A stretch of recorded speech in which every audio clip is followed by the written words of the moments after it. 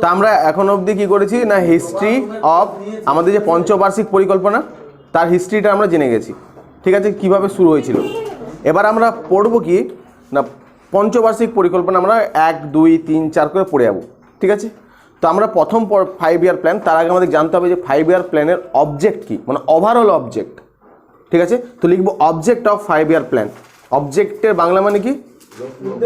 উদ্দেশ্য, তাই না? যে পঞ্চবার্ষিক পরিকল্পনা যে হবে তার উদ্দেশ্য কি, আমরা বাংলায় লিখতে পারি উদ্দেশ্য, বা ইংলিশে অবজেক্ট অফ 5 ইয়ার প্ল্যান। শুধু কথাগুলো নোট ডাউন করবে, ঠিক আছে, তাতেই হবে, নোট তৈরি হয়ে যাবে।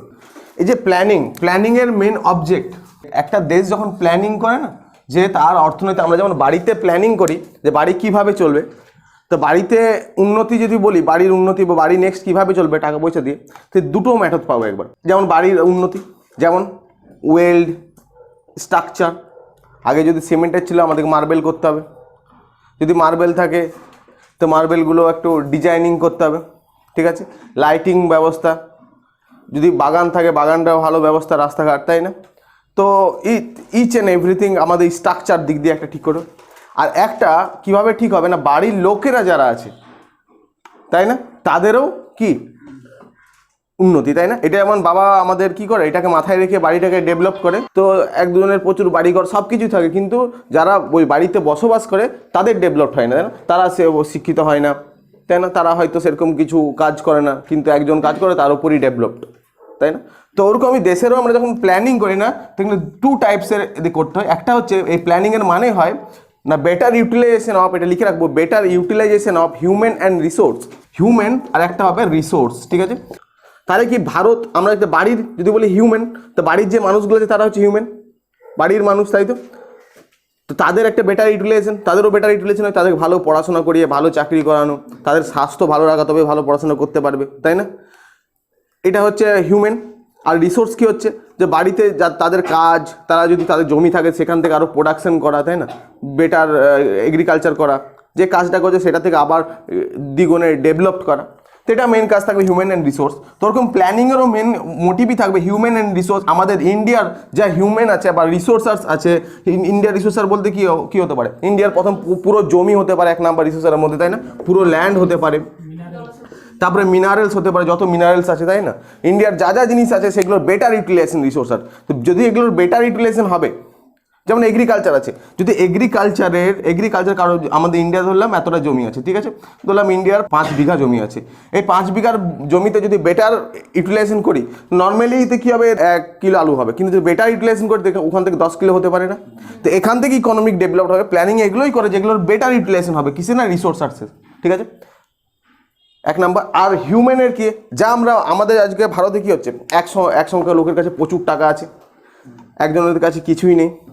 তাহলে কি, যাদের কাছে কিছুই নেই, যারা হয়তো গরিব অবস্থায় আছে, রাস্তায় পড়ে আছে, তাই না, তো তাদের বেটার ইউটিলাইজেশন হয়েছে কি, সরকার কি তাদের একটা মানুষ জন্ম, আমি কি বলছিলাম, মানুষ জন্মটাই হচ্ছে ভগবানের দান, তাই না, তো ওকে তো ওইভাবে মানে ফেলে রাখতে পারি না, রাস্তায় পড়ে থাকতে পারে না। তো নিশ্চয়ই সরকারকেও কী করতে হবে, ওই মানুষটার ওর মধ্যেও কিছু ক্যাপাবিলিটি আছে, যেহেতু ইন্ডিয়ার বাসিন্দা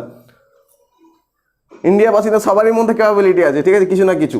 সব থেকে কঠিনতম কাজ হচ্ছে ভিক্ষা করা, জানিস তো, হ্যাঁ, ওখানে মানুষকে অনেক ম্যানিপুলেট করতে হয়, কিছু না করে টাকা করতে হয়, ঠিক আছে, হ্যাঁ, সব থেকে কঠিনতম সেটা করে দেয় ওরা। তো ওদের নিশ্চয়ই কিছু কোয়ালিটি আছে, তো সেটার যদি বেটার ইউটিলাইজেশন হতো তাহলে আমাদের ইকোনমিকে ওটা যোগদান হতো না। তো আমাদের কি আছে, আমাদের ইয়ং সমাজ কি হচ্ছে, পড়াশোনা করছে না এখন, তো ওর কি বেটার ইউটিলাইজেশন হচ্ছে? যদিও সবাই পড়াশোনা করতো, হ্যাঁ, সবারই জন্য চাকরি নেই, আরে চাকরির দরকার নেই, সবাই যদি একটা এডুকেশনাল দিক দিয়ে যদি উন্নতি হয়, সবাই যদি স্ট্রাকচারাল দিয়ে উন্নতি হয়, সবাই যদি আমাদের কি টেকনিক্যাল অ্যাসিস্ট্যান্ট দিয়ে উন্নতি হয়, তো ওরা অনেক জব ক্রিয়েট করে নিতে পারবে, তাই না, কিন্তু সেই শিক্ষাটা তো দিতে হবে। কিন্তু আজ দেখছি অনেক বাচ্চা যারা স্কুল 1 বছর 2 বছর ঢুকছে, তারপর আবার বেরিয়ে যাচ্ছে, তাই না। তো আমাদের যে হিউম্যান তাদের বেটার ইউটিলাইজেশন হচ্ছে না নিশ্চয়ই কোনো ক্ষেত্রে, দেখতে পাচ্ছি। তো আমাদের 5 ইয়ার প্ল্যান আমরা যেটা নিয়েছি, বা পঞ্চবার্ষিক পরিকল্পনা বা প্ল্যানিং, এদের মেন কাজই থাকবে হিউম্যান মানে মানব আর রিসোর্সার যেগুলো আছে দেশের, সেগুলোকে বেটার ইউটিলাইজেশন করা, এটা হচ্ছে মেন মোটা কাজ, ঠিক আছে। এটা হচ্ছে 1 নাম্বারে যদি লিখতে দেয় তাহলে তোমরা লিখবে, দেবে না লিখতে, এটা শুধু কনসেপ্টের জন্য, ঠিক আছে। তো এটা হচ্ছে মেন। এর সাথে সাথে কিছু অবজেক্ট থাকে, প্রত্যেক 5 ইয়ার প্ল্যানে কিছু সেম অবজেক্ট থাকে, যখন সরকার বলেছে আমরা 5 ইয়ার প্ল্যান করব, তো সরকার মেন অবজেক্ট একটা 5 ইয়ার প্ল্যানে আজ অবধি যতগুলো আজ অবধি 12টা 5 ইয়ার প্ল্যান হয়েছে ধরে নাও নীতি আয়োগ আসার আগে। এই যে 12টা 5 ইয়ার প্ল্যানে ওদের মেন কিছু অ্যাকচুয়াল অবজেক্ট থাকবে, মানে অ্যাকচুয়াল কিছু কম্পালসারি অবজেক্ট থাকবেই, তার সাথে কি করবে কিছু যোগ দেবে বা কিছু কোনো কিছুর ওপর একটা বেশি এমফাসাইজ করবে, তাই না? তো কি মেন অবজেক্ট যেগুলো থাকবেই, অল কমন অবজেক্ট, তো লিখে রাখবো আমরা প্রথম। যেমন হচ্ছে GDP growth. What is GDP বলেছিলাম মনে আছে? জিডিপি গ্রস ডোমেস্টিক প্রোডাক্ট, তাই না?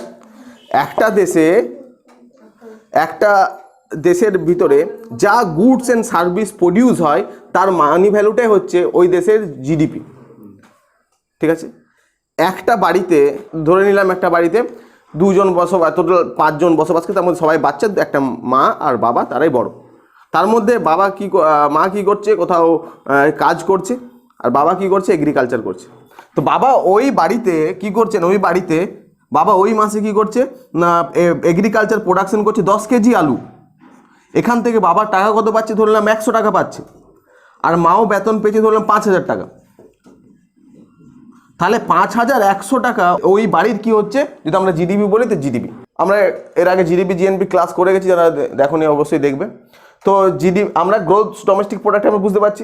তো আমাদের অলওয়েজ এটাকে বাড়ানো মোটিভ থাকবে একটা দেশের ক্ষেত্রেও, না দেশ যা গুডস অ্যান্ড সার্ভিস প্রডিউস করবে একটা ইয়ারে, ঠিক আছে, তো সেটাকে অলওয়েজ ওরা বাড়ানোর চেষ্টা করবে। একটা 5 ইয়ার প্ল্যানে এটা একটা মোটিভ থাকবে, সবসময় থাকবে, সব 5 ইয়ার প্ল্যানে এটা কমন থাকবে। আমরা আজ ফার্স্ট 5 ইয়ার প্ল্যান পড়বো, মেন মোটিভ থাকবে ফার্স্ট 5 ইয়ার প্ল্যান, কিন্তু কমন কিছু জিনিস জেনে নিতে হবে। 1 নাম্বার এটা জিডিপি। নেক্সট 2 নাম্বার দরিদ্র দূরীকরণ, পোভার্টি ইরাডিকেশন। পোভার্টি মিনস দরিদ্র, ইরাডিকেশন হচ্ছে মুছে দেওয়া, আর রিমুভাল হচ্ছে মানে ধরে না আমরা চাইছি ভারত পোভার্টি রিমুভ করব, আর ভারত চাইছে পোভার্টি ইরাডিকেশন করব। তাহলে যারা যারা গরিব আছে যদি রিমুভ করতে চায়, তাহলে সব মালগুলোকে তুলে কোনো বাংলাদেশে ফেলে দেবো, কোনো চায়নাতে ফেলে দিলাম, বা কাউকে জাপান ছুড়ে দিলাম, বেরিয়ে যাও। তাহলে কি এখানে নেটস যারা বড় লোক তারাই বসবাস করবে। এটা হচ্ছে গরিবী রিমুভীকরণ।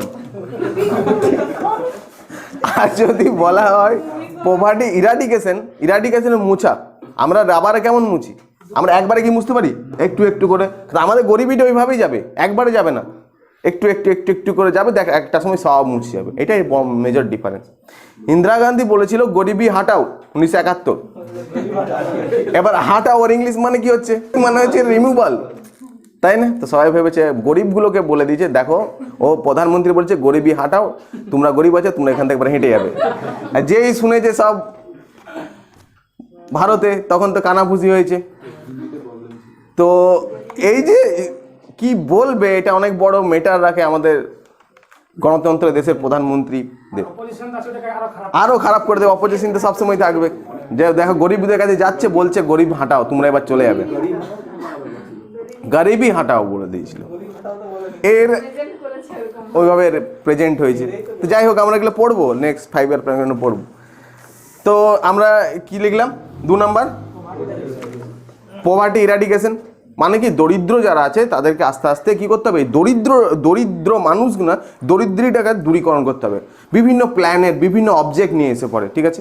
যেমন এক দুটো অবজেক্ট নিয়ে আসবে, যেখানে কি হবে গরিবদের জন্য কিছু 20 পয়েন্টস প্রোগ্রাম আছে, বা ধরো না কোনো একটা শিক্ষার জন্য কিছু নিয়ে এলো, টেকনিক্যাল কিছু কাজের জন্য কিছু নিয়ে এলো, ঠিক আছে। অনেক রকম প্রোগ্রাম নিয়ে আসবে, ট্রাইসেম আসবে, অনেক রকম প্রোগ্রাম নিয়ে আসবে, যাতে কি হবে গরিব লোকেরা এখানে কাজ করে আস্তে আস্তে নিজের টাকা আর্ন করতে পারবে, ঠিক আছে। 3 number full employment level, to provide full employment level. এগুলো প্রত্যেকটা প্ল্যানে কি থাকবে, তাদের অবজেক্ট থাকবে এগুলো, কিন্তু এর মধ্যেও আরও কিছু এক্সেস থাকবে বা কিছুতে উপর জোর দেবে, কিন্তু এগুলো ইন্টারনাল ওদের মধ্যে থাকবেই প্রত্যেকটা সরকারে, যে এটা ভুলে যাবে সেটা না। ফুল এমপ্লয়মেন্ট লেভেল মানে কি, সবাই কাজ। মানে একটা দেশ সবাই কাজ আমরা বলছি, তো একটা দেশ কোনোদিন সবাইকে কাজ দিতে পারে, কোনো দিনই পারে না। তাই ফুল এমপ্লয়মেন্ট লেভেল মানে হচ্ছে এটা, যারা কাজ করতে ইচ্ছুক, বয়স কত বলেছিলাম 15 থেকে 64, এই এজের মধ্যে যারা কাজ চাইছে, যার যোগ্যতা অনুযায়ী যা কাজ চাইছে, সে ওই কাজ করতে পারছে না বা পাচ্ছে না, সেই ক্ষেত্রে তাদেরকে আমরা কি বলবো, আনএমপ্লয়মেন্ট। আর এটাই যদি ফুল হয়ে যায় যে যারা যারা তারা সবাই কাজ পাচ্ছে, সেটা কি বলবো? ফুল এমপ্লয়মেন্ট লেভেল। এবার কেউ 70 বছর আছে, সে কাজ পাচ্ছে না, সেটা কিন্তু কি, সেটা গরিবের মধ্যে পড়বে না, আনএমপ্লয়মেন্টে পড়বে না, এটা আমাদেরকে জানতে হবে, তাই না? ফুল এমপ্লয়মেন্ট লেভেল। এগুলোই কেনসের থিওরি থাকবে, থিওরিগুলো আমরা পড়বো পরে একটা হরডমার মডেল থাকবে, ফুল এমপ্লয়মেন্ট লেভেল বলবে সেখানে কথা। ঠিক আছে, তো আমরা নেক্সট লিখবো মডার্নাইজেশন। তো মডার্নাইজেশনের ক্ষেত্রে কি? আধুনিকীকরণ, মডার্নাইজেশন। তো তুমি বলো কি বলছিলে মডার্নাইজেশন বলতে? মানে কোন পার্টটাকে আধুনিকীকরণ, এটাই আমি বলতে চাই। মডার্নাইজেশন আর টু টাইপস। রাজীব গান্ধী একভাবে মডার্নাইজেশন করবে, আর একটা ইন্টারনাল মডার্নাইজেশন সবার মধ্যে চলে আসে। যেমন তুমি যদি এখন পুরো শরীরে চুল নিয়ে এখন চলে আসো, ঠিক আছে, আর পাতা পাতা পড়েছে, তোমার কি মডার্নাইজেশন হয়েছে? বুঝতে পারলে? পাতা পরে যদি আবার চলে এসে পড়তে, গাছের ছাল। 2 নাম্বার, ধরে না তুমি বলছো যে একদম এখানে শুধু ছেলেরাই কাজ করবে, ভারতে মানে মেয়েরা কাজ করবে না, তাহলে কি মডার্ন হলে তুমি? তারপরে ধরছে আবার তুমি বলছো আমি যদি মরে যাই আমার বউকেও তুমি জ্বালিয়ে দেবে, সতীদাহ প্রথা করবে, তাহলে কি তুমি মডার্ন হলে? বুঝতে পেরেছি তো? মডার্নাইজেশন একটা মানুষের হয় আর একটা টেকনোলজির হয়। আমরা এখানে কিসের কথা বলছি? হ্যাঁ, মানুষের। টেকনোলজি আলাদা, টেকনোলজি রাজীব গান্ধী করবে। আমার পড়ানোটাই বিফল। 1900 যখন ভারত স্বাধীন হয় তারপর থেকে আমাদের এখানে মানুষের মধ্যে প্রচুর মানে গোঁড়ামি ছিল, মেয়েরা কাজ করতে পারবে না, মেয়েদেরকে ছেলেদের থেকে আলাদা দেখানো, মানব ডেভেলপড হওয়া, মানুষের ডেভেলপড হওয়া, তাই না? সেগুলো এখানে কথা বলা হচ্ছে। ঠিক আছে, এই মডার্নাইজেশনের ক্ষেত্রে বলেছে। ঠিক আছে, এখানে দুটোই পড়বে। রাজীব গান্ধী যখন আসবে তখন মডার্ন টেকনোলজির ওপর দেবে, ফাইবার প্ল্যানিং, এগুলো ওকে বুঝতে হবে। ঠিক আছে, আমরা শুধু মডার্নাইজেশন মানে আমাদের সে এইটাই ভাবতাম, ফোন ভাবছি, তাই না? ইনস্ট্যান্ট মডার্নাইজেশন মানে মাথায় ফোন ঘুরছে, কম্পিউটার ঘুরছে, না, মানবেরই তো মডার্নাইজেশনের কনসেপ্ট আছে। ঠিক আছে, তাহলে লিখলাম মডার্নাইজেশন। ঠিক আছে, এখানে মানব উন্নয়নের কথা বলা হচ্ছে মডার্নাইজেশন মানবের ক্ষেত্রে। তারপর হচ্ছে সেলফ রিলায়েন্স, মানে কি? নিজের পায়ে দাঁড়াও, পাতি কথা। এই নিজের পায়ে দাঁড়ানো সরকার কি না, সরকার আমাদেরকে নিজের পায়ে দাঁড় করাবে, ভায়া চাকরি দিয়ে, ভায়া কোনো কিছু কোর্স করিয়ে, ঠিক আছে, বা ভায়া কোনো কিছু লোন দিয়েও হতে পারে। ঠিক আছে, তো প্রত্যেক এগুলো তো মোটিভ থাকবে না সরকারের, এগুলো মেইন মোটিভ। তাহলে কী হলো? কত নাম্বার হলো? 5 নাম্বার। 6 নাম্বার, টু ডেস্ট্রয় বা ডিক্রিজ ফিনান্সিয়াল ইনইকুয়ালিটি। এটার মানে হচ্ছে মুকেশের হাতে প্রচুর টাকা কিন্তু রমেশের হাতে কোনো টাকা নেই।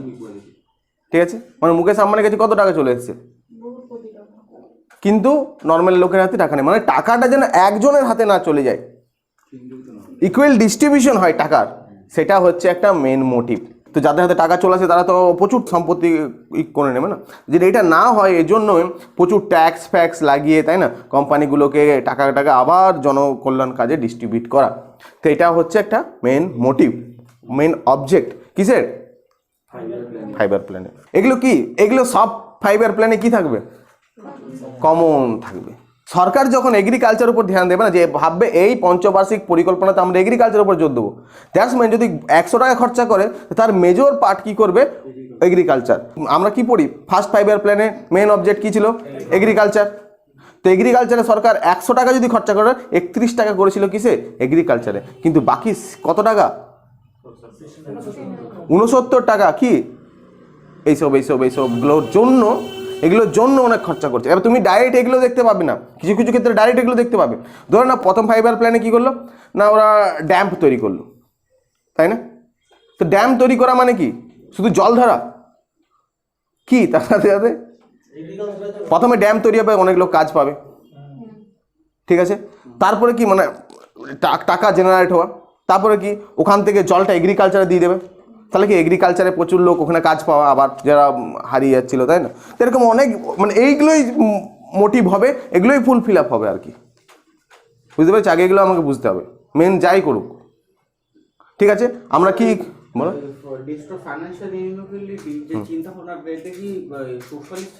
হ্যাঁ, অবভিয়াসলি এগুলো সবই সোশ্যালিস্ট চিন্তা ভাবনা। আমাদের কি বলছেন, আমাদের যখন দেশ স্বাধীন হলো, আমরা আমাদের দেশকে কি প্ল্যানিং করব, তো আমরা একটা কি দেখছিলাম 1938-এ, আমরা জিনিসটাকে একটু রিকল করি। তার আগে কি ছিল? প্রথম 1934 সালে এম বিশ্বেশ্বরাইয়া উনি কি বলেছিলেন? উনি ছিলেন প্রথম engineer plus father of engineer in India, তাই না? ইন্ডিয়ার সিভিল ইঞ্জিনিয়ার ছিল, তার নামে ইঞ্জিনিয়ারিং ডে পালন করা হয়। এ কিন্তু ইকোনমিক্স নিয়ে পড়াশোনা করেনি, একজন ইঞ্জিনিয়ার ছিল, নিশ্চয়ই পড়াশোনা না করলে আবার নিশ্চয়ই করেছিল। তো সে এই যে ইনি এম বিশ্বেশ্বরাইয়া, উনি কী বলেছিলেন যে দেখো ভারতে একটা প্ল্যানিংয়ের দরকার আছে, যে ভারত এভাবে চলতে পারে না। হ্যাঁ, আমরা এখন ব্রিটিশের আন্ডারে আছি, কিন্তু আমরা যদি ভবিষ্যতে আমরা বুঝতে পারছিল যে আমরা স্বাধীন হয়ে যাব, কিন্তু কংগ্রেস তো ব্রিটিশের মন্ত্রিসভার মধ্যে আছে। তো আমাদের এমনি অ্যাপ্রোচ আমরা ব্রিটিশ সরকারকে দিতে পারি যে এগুলো কাজ করো। তো ওই জন্য উনি প্রথম এই প্ল্যানিং কনসেপ্টটাকে ইন্ট্রোডিউস করে, তাই না? তার একটা বইতে কি বলেছিলাম, প্ল্যান্ড ইকোনমি ফর ইন্ডিয়া, এই কোয়েশ্চেনটা আসতে পারে। বইটা কে লিখেছিল, কে হবে? এম বিশ্বেশ্বরাইয়া। তো উনি ওই বইটাতে মানে পুরো ডিটেলসে দিতে, কিন্তু উনি কি বলেছেন, কিসের উপর জোর দিয়ে দিয়েছিলেন? উনি একটু ক্যাপিটালিস্ট, মানে একটু ক্যাপিটালিস্ট অ্যাপ্রোচ ছিল ওনার ওই ইতে, তাই না? তখনই যেহেতু ক্যাপিটালিস্ট অ্যাপ্রোচ ছিল, কংগ্রেস প্রথম থেকে প্রজাহিতিক কাজ করবো বলেছিল। কি FICCI ফিকি, তাই না? এদের ফিকি মানে হচ্ছে কি ফেডারেশন অফ, হ্যাঁ, এই যে চেম্বার অফ কমার্স আছে, তারাও কি করেছিল, তাদের এখানে বড় বড় যারা ইন্ডাস্ট্রিয়ালিস্ট আছে তারাও কি করেছিল, প্রেসার দিয়েছিল। কিসের জন্য? যে ওরাও একটা প্ল্যান, যে আমাদের উপর আমরা এইভাবে চলতে পারি না, একটা প্ল্যান করো, কংগ্রেসের উপর প্রেসার দিয়েছিল। ঠিক আছে, কংগ্রেসকে বিভিন্ন প্ল্যানে সাজেস্ট করছিল। তারপরে এখানে অনেক লিডার ছিল, তাই না? যেমন জিডি বিড়লা, সেই সময়কার টাটা, তাই না, পুরুষোত্তম ঠাকুর, এরা অনেক কিছু প্ল্যান দিয়েছিল ফিকি থেকে। তো কি হলো, সেই সময় এগুলোর চাপে কি করলো কংগ্রেস, বললো ঠিক আছে সেটা আমাদেরকেও দেখা উচিত, এইভাবে তো চলতে পারে না, আমরা প্ল্যান করবো। আর কংগ্রেস 1938 সালে, সেই সময় আমাদের কংগ্রেসের যে প্রেসিডেন্ট ছিলেন রেসপেক্ট সুভাষচন্দ্র বসু, তাই না? তো এই যে সুভাষচন্দ্র বসু, উনি কি বলেছিলেন, যে বলে ঠিক আছে আমরা একটা কমিটি তৈরি করছি, ওখানে ওই নিয়ে আলোচনা হবে। তো কমিটিটার নাম দিল কি, ন্যাশনাল প্ল্যানিং কমিটি। যখন সহজে NPC লেখা থাকবে না, দ্যাটস মিন দুটো মানে হবে, একটা national planning committee, national planning commission, কিন্তু পার্থক্য হিউজ। এই ন্যাশনাল কমিশন হলে এরা 5 ইয়ার প্ল্যান তৈরি করবে, তাই না? আর কমিটি কি করবে, যে এই NPCকে তৈরি করার পেছনে পড়ে থাকবে, তাই না? এগুলো আমরা আগের দিন পড়েছি। তো এই NPC কি করেছিল না, ন্যাশনাল প্ল্যানিং কমিটি তৈরি করেছিল, এর ফার্স্ট চেয়ারম্যান রেখে দিয়েছিল কাকে, এর চেয়ারম্যান JL নেহরু। আর এরা বিভিন্ন রকম প্ল্যান সাজেস্ট করে, কি হবে না হবে, সরকারের সব কিছু এরা সাজেস্ট করে, তাই না? এবং কি হয়, আর এর সাথে সাথে যারা আরও অনেক ইকোনমিক্স ইন্ডাস্ট্রিয়ালাইজ, তারা সাথে সাথে অনেকগুলো প্ল্যান দেয়, তাই না? আগের দিন বলেছিলাম, যেমন Bombay plan, people's plan, Sarvodaya plan. তো এগুলো সব গান্ধীয়ান প্ল্যান, এই অনেকগুলো প্ল্যানের কনসেপ্ট, এগুলো সব কি থাকবে, ওদের মাথায় থাকবে। এগুলো মাথায় থেকে কি হবে, 1950 সালে 15ই মার্চ ওরা কি তৈরি করবে, ন্যাশনাল প্ল্যানিং কমিশন তৈরি করবে। আর এই ন্যাশনাল প্ল্যানিং কমিশন কি করবে না, 5 ইয়ার প্ল্যান তৈরি করবে, তাই না? 5 ইয়ার প্ল্যান তৈরি করবে। কিন্তু সেই সময় আমাদের যে থাকবে প্রাইম মিনিস্টার জওয়াহরলাল নেহরু, হ্যাঁ, উনি কি বলবেন, যে একটা কাজ করা যায়, উনি বলেন যে দেখো আমাদের দেশ কীরকমভাবে চলবে, কোন অ্যাপ্রোচে চলবে। সেই সময় অ্যাপ্রোচ হয়ে গেছিলো একটা ক্যাপিটালিস্ট, একটা সোশ্যালিস্ট, আর একটা মিক্সড। কিন্তু আমাদের দেশে সে সময়, আমাদের পুরো ওয়ার্ল্ডে সে সময় কি কোল্ড ওয়ার চলছে, ঠান্ডা লড়াই, তাই না? হ্যাঁ, রাশিয়া আর USA, রাশিয়া সোশ্যালিস্ট চিন্তাধারা, USA ক্যাপিটালিস্ট হলে সব কিছু বেসরকারি হবে, ট্রেন চলে তো বেসরকারি চালাবে, লোক যা মানে দোকানদারি সব বেসরকারি, সরকারের কোনো নিয়ন্ত্রণ থাকবে না। আর যদি সোশ্যালিস্ট থাকে তো সব কিছু কী হবে, গভর্নমেন্টের, এখানে প্রাইভেটের কোনোই থাকবে না। আমাদের দেশ দুটোই আছে, তাই আমরা মিক্সড, এগুলো মেন মোটিভ ছিল। তো ওরা আমাদের প্রথমে জওয়াহরলাল নেহরু বললো যে আমাদের কিসের কনসেপ্ট চলবে না, আমাদের দেশকে আমরা সোশ্যালিস্ট কনসেপ্টে, কারণ আমরা রাশিয়া থেকে এটাকে অ্যাডাপ্ট করলাম, আর আমরা সোশ্যালিস্ট কনসেপ্টে আমাদের প্ল্যানিং করব বলে আমরা করেছিলাম। তো ওর যে অবজেক্ট থাকবে, কি থাকবে, নিশ্চয়ই সোশ্যালিস্টই থাকবে। তো এই যে বাকি যে 6টা অবজেক্ট লিখালাম, মানে সবগুলোই কি আছে না, সোশ্যালিস্ট অবজেক্টের ওপর বিলং করে। ঠিক আছে, এবার আমরা নেক্সট কি লিখবো না, আমরা নেক্সট লিখবো ইকোনমিক প্ল্যানিং ভায়া টার্ম, বা ব্যাকেটে লিখবো টার্ম। প্ল্যানিং কত টার্মের হয়, কত টাইপের হয় সেটা আমরা জানছি। ইকোনমিক প্ল্যানিং না ভায়া টার্ম, এটা কত টার্মের হয় না, এটা বেসিক্যালি দেয়ার আর 3 টাইপের হয়, 3 টার্মের হয়। একটা হয় কী হবে তাহলে শর্ট টার্ম, একটা হবে কী হবে মিডিয়াম টার্ম, আর একটা কী হবে লং টার্ম। এই যে শর্ট টার্মে যারা প্ল্যানিং করবে, যেসব দেশ প্ল্যানিং করবে যে আমাদের ইকোনমি 1 বছরকে আমরা ই করে চলবো, সেটা শর্ট টার্ম, মানে বেসিক্যালি এখানে 1 ইয়ার কে মাথায় রেখে প্ল্যান হয়। যদি আমাদের গভর্নমেন্ট চাইতো যে আমরা 1 বছর করে করে প্ল্যান করব, 1 ইয়ার প্ল্যানিং, তা আমরা এটা কিসের মধ্যে পড়তো? শর্ট টার্মের মধ্যে পড়তো। 1 ইয়ার প্ল্যানিং থাকতে পারে অনেক দেশ যারা কি করতে পারে 1 ইয়ার প্ল্যানিং করে কনসেপ্ট চলবে। যেমন আমাদের বাজেট চলে, একটা বছরে প্রত্যেক বছর আলাদা আলাদা বাজেট পেয়েছে। মিডিয়াম 5 ইয়ার টু 7 ইয়ার যেসব প্ল্যানিং থাকবে মিডিয়াম টার্মের মধ্যে পড়বে। আমাদের যেমন কিসের মধ্যে পড়ে? মিডিয়াম টার্মের মধ্যে পড়ে আমাদের প্ল্যানিংটা, কেন আমরা পঞ্চবার্ষিক 5 বছর করে করে নিই। তারপরে আছে লং টার্ম, মোর দেন 7 ইয়ার না, এখানে বেসিক্যালি 10 থেকে 20 বছর এইসব প্ল্যানগুলো থাকে। 10 ইয়ার্স টু 20 ইয়ার্স, এই যে বড় বড় প্ল্যানগুলো নেয় এগুলোকে লং টার্ম প্ল্যান বলে, ঠিক আছে। আর এগুলোর আরেকটা নাম আছে লং টার্মের, কি? Perspective planning. পার্সপেক্টিভ প্ল্যানিং বলে কোনগুলোকে? যেগুলো লং টার্ম থাকে। আমাদের দেশেও কিন্তু লং টার্মের পলিসি নেওয়া হয়েছিল, তাই না? কখন? না না, ওটা না। আমাদের যেমন বোম্বে প্ল্যান কত বলেছিল, কত বছরে বলেছিল? আগের দিন দেখে গেলাম কত, 15 বছর বলেছিল। গান্ধীয়ান পলিসিও 10 বছর বলেছিল, তাই না? সর্বোদয় 10 ইয়ার্সের, এই যে না, সর্বোদয় কিছু বলেনি। আর পিপলস 10 বলেছিল যে লং টার্মের হবে। কিন্তু আমাদের প্রধানমন্ত্রী এটাকে 5 বছরের নামিয়ে নিয়েছিল, বললেন আমরা যা প্ল্যানিং করবো সেটা 5 বছর অন্তর অন্তর করবো, ঠিক আছে। এটাকে কি বলা হতো? 5 ইয়ার প্ল্যান। বুঝতে পেরেছি? তো লিখবো in India perspective plan introduce in 1980, আবার ড্যাশ দিয়ে লিখবো 1995। ইন্ডিয়াতে 1980 থেকে 95 এই টাইমটাকে পার্সপেক্টিভ প্ল্যান নেওয়া হয়েছিল ইন্ডিয়াতে। আমরা প্রথম কি হচ্ছে যে প্রত্যেকটা প্ল্যান হবে 1 2 3 4 5 6 12টা প্ল্যান, তাদের ইয়ারগুলো, ঠিক আছে। তো আমরা প্রথমে একটা একটা করে জানবো, আর লাস্টে কী করবো, আমরা প্রত্যেকটা প্ল্যান লিখবো, তার ইয়ার লিখে নেবো, তার অবজেক্ট লিখে নেবো। আর সেটা আমি মুখস্থ করার প্ল্যানও বলে দিচ্ছি, একসাথে একটা ট্রিক্সও দিয়ে দেবো, শর্টে আমরা মুখস্থ করতে পারবো ওগুলো, যে মেন অবজেক্ট কী, এগুলোর মেন অবজেক্ট কী, এগুলোভাবে পড়তে হবে আমাদেরকে। তো প্রথমে আমরা একটা একটা করে ধরে ধরে পড়বো। যদি বলা হয় father of economic planning, Indian economic planning কে হবে তাহলে? এম বিশ্বেশ্বরাইয়া। আর father of planning commission Jawaharlal Nehru. আর যদি বলে ফাদার অফ 5 ইয়ার প্ল্যান, তখন হবে মহালনবিশ। তাহলে আমরা নেক্সট লিখবো ফার্স্ট 5 ইয়ার প্ল্যান। এবার আমরা 5 ইয়ার প্ল্যানে ঢুকে যাই। ফার্স্ট 5 ইয়ার প্ল্যান, আর এটা হয়েছিল কত সাল? তো ন্যাশনাল প্ল্যানিং কমিশন তৈরি হলো 1950 সালে 15ই মার্চ। বারবার লিখছি কেন, ওরা ডেট দিয়ে তুলেই দেবে। আর সে রিকমেন্ড করলো কি ফার্স্ট 5 ইয়ার প্ল্যান, যে আমরা 5 বছর করে করে কি করব, প্ল্যান করব দেশের। আর প্রথম প্ল্যান করলো ফার্স্ট 5 ইয়ার প্ল্যান, আর যেটা কত সাল?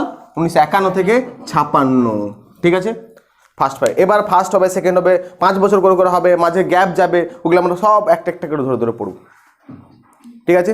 আর একটা 5 ইয়ার প্ল্যান বুঝে গেলে আমরা অনেক কিছুই বুঝে যাব, ঠিক আছে। প্রথমে একটা 5 ইয়ার প্ল্যানে যেগুলো পড়তে হয় সেগুলো আগে লিখে নিই আমরা, যেগুলো পড়তে হয়। তাহলে আমরা সব 5 ইয়ার প্ল্যানে এগুলোই বসাবো। প্রথম কি থাকে, একটা মেন অবজেক্ট থাকে। 2 নম্বরে হয় গ্রোথ রেট ঠিক করা হয়, গ্রোথ রেট। তো হোয়াট ইজ গ্রোথ রেট যদি বলি, হ্যাঁ ওটা কিছুক্ষণ আগেই তো বললাম না, জিডিপিটা কত বাড়বে সেটাও ঠিক করা হয়, ঠিক আছে।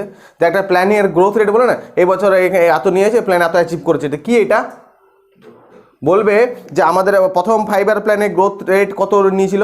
5 ইয়ার প্ল্যানে গ্রোথ রেট প্রত্যেকটা পড়ি না আমরা, তো ওটা কি বলতে কি চেয়েছে ওরা? জিডিপিটা কত বাড়বে, জিডিপিটা কত বাড়বে সেটা ওরা বলার কথা এখানে বলেছে, ঠিক আছে। আমাদের হবে টার্গেটেড গ্রোথ রেট নেবে, টার্গেটেড গ্রোথ রেট, যে আমরা ধরে নাও আমরা 2.5 টার্গেট আমরা করছি, ঠিক আছে।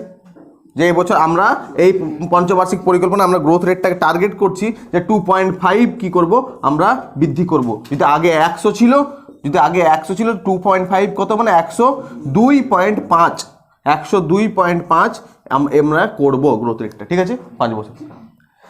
এইবার কি, কিন্তু যেটা করব ফিউচার টেন্স, আর যখন ওখানে পৌঁছাবো যখন ওটা পাস্ট হবে, তখন কি হতে পারে, ওটা বাড়তেও পারবে কমতেও পারে। তাহলে কি হতে পারে, অ্যাকচুয়াল গ্রোথ রেট কি হতে পারে না, হতে পারে এটা হতে পারে 3.5 হতে পারে, অথবা 1.5ও হতে পারে, বা 0.1ও হতে পারে। তো ওটাকে অ্যাকচুয়াল গ্রোথ রেট বলি, এটা আমাদেরকে জানতে হবে প্রত্যেকটা 5 ইয়ার প্ল্যান, ঠিক আছে? তা আমরা কি কি পড়ছি? আমরা মেইন অবজেক্ট পড়বো, গ্রোথ রেট পড়বো, target rate, growth rate, target growth rate আর অ্যাকচুয়াল গ্রোথ রেট। তার সাথে কি পড়বো না আদার কি অবজেক্ট, মেইন অবজেক্ট ছিল আর আদার অবজেক্ট, তাই না? যে আদার আর কি কি কি কি এর সাথে হয়েছিল, যেগুলো কাকে ফুলফিল করবে? আদার অবজেক্ট মানে বাকি ছটা যেগুলো পড়ালাম, বাকি ছটা যে পাঁচটা আমি পড়ালাম, আমি এই জন্য এগুলো তৈরি করছি। আর এখানে মেন একটা কিছু থাকবেই, একটা মতো মেইন একটাকে ফোকাস করবে, আর বাকি যে ওই ছটা বললাম সেগুলো নিয়ে টাকাটা খরচা করবে। এটাই হচ্ছে মেন স্ট্রাকচার প্রত্যেকটা 5 ইয়ার প্ল্যান। তা আমরা প্রথম 5 ইয়ার প্ল্যান চলছে, আমাকে সব জানতে হবে। তো প্রথম 5 ইয়ার প্ল্যান, হ্যাঁ, মেন অবজেক্টের থেকে আগে আগে আরেকটা জিনিস জানতে হবে, সেটা হচ্ছে কি মডেল। ঠিক আছে? মানে যে ফার্স্ট 5 ইয়ার প্ল্যান কীরকম হবে, কোন মডেলে তৈরি হবে। প্রত্যেকটা 5 ইয়ার প্ল্যান বেসিক্যালি কেউ না কেউ বা কারোর মডেলে তৈরি হয়, ডিজাইন করে জিনিসটা, তাই না? তো ওইটাকেই বলা হয় মডেল।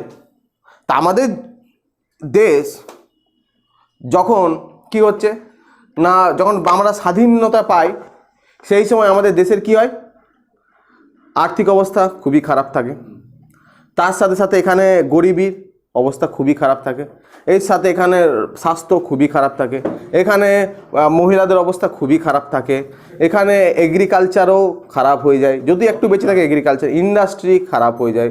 তো সব কিছুই তো খারাপ হয়ে যায় আমাদের দেশে যখন আমাদের স্বাধীনতা হয়ে যায়।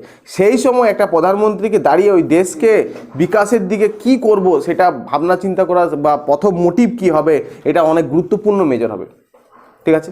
তো ওটাই বলছে আমাদের কি করা উচিত। আর আমাদের এই প্রধানমন্ত্রী উনি তো পলিটিক্যাল, ওনার তো সব বিষয়ে জ্ঞান আছে, কিন্তু কোনো আমাদের অর্থনৈতিক কী হবে সেটা অর্থনৈতিক জ্ঞান লাগবে তো, যারা অর্থনৈতিক জ্ঞান থাকে, তাই তো? ওনার তো অর্থনৈতিক জ্ঞান ওইভাবে থাকবে না। তো কি মডেলে আগাবে কি হবে না, সেই সময় দুটো ফেমাস অর্থনীতিবিদ ছিল, যার একটা হরর একটা ডমার। ঠিক আছে? তো এটাকে এইচডি মডেলও বলা হয়। এইচডি বলতে এইচডি না, একটা হরর একটা ডোমার। ঠিক আছে? দুটো লোক, এই দুটো লোক একটা কনসেপ্ট দিয়েছিল, তাদের মডেলকে বেস করেই আমরা কি করেছি, আমাদের 5 ইয়ার প্ল্যানটাকে তৈরি করেছি, কনস্টিটিউট করেছি। ঠিক আছে? তারা যা যা মডেলে যা যা বলেছিল সেটাই আমরা কি করেছি আমাদের 5 ইয়ার প্ল্যানে। এই যে দুটো লোক হরর আর ডমার, ঠিক আছে, দুটো লোক, এদের দুটো আলাদা আলাদা মডেল আছে কিন্তু অনেকটা একই ধরনের। এরা একজনকে নিয়ে একজন থিসিস দিয়েছিল, জেম কেন্স, ফাদার অফ মডার্ন ইকোনমিক্স, বলে গেছিলাম না? এই জেম কেন্সের থিওরিটাকে এরা বিশ্লেষণ করেছিল। এই দুটো লোক এরা সেই সময়কার ফেমাস অর্থনীতিবিদ, বিখ্যাত। ঠিক আছে? এরা কি করেছিল যে Keynes theory, father of modern economics, আর ফাদার অফ ইকোনমিক্স হলে অ্যাডাম স্মিথ, তো মডার্ন ইকোনমিক্সকে জেম কেন্স। এই কেন্সের থিওরিটাকে এরা বিশ্লেষণ করেছিল, তার অনেক কিছু বিশ্লেষণ করেছে। সে বিশ্লেষণ করার পর এরাও একটা মডেল তৈরি করেছিল যে কীভাবে ইকোনমিক গ্রোথ করা যায় কোনো দেশের, কীভাবে হবে। তো এই গ্রোথটাকে, এদের কিছু কথা আমাদের জওয়াহরলাল নেহরু বা প্রধানমন্ত্রী তার খুবই ভালো লেগে যায়।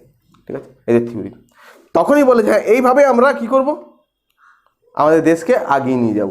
তো তাদের মডেলকে আমাদের এখানে কী করে দেওয়া হয়, ইমপ্লিমেন্টেশন করে দেওয়া হয়।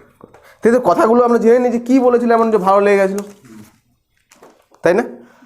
বেসিক্যালি এরা ইনভেস্টমেন্ট থিওরির কথা বলে, যে বলে যে প্রথমে আমাদেরকে ইনভেস্ট করতে হবে। তো প্রথমে আমাদেরকে ইনভেস্ট করতে হবে, আর যখন ইনভেস্ট যখন করবো তখন কী হবে, ওখান থেকে ইনকাম আর রিটার্ন আসবে, তাই তো? বা ইনকাম আসবে।